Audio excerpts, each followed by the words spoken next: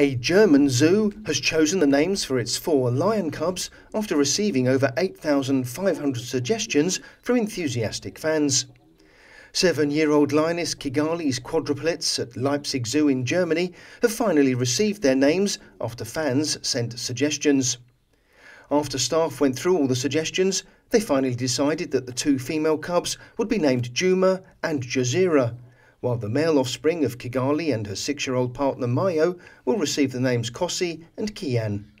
The young ones are spending the summer in the Lion Savannah's Makazi Simba enclosure with their parents. Sensationell. Das war sensationell.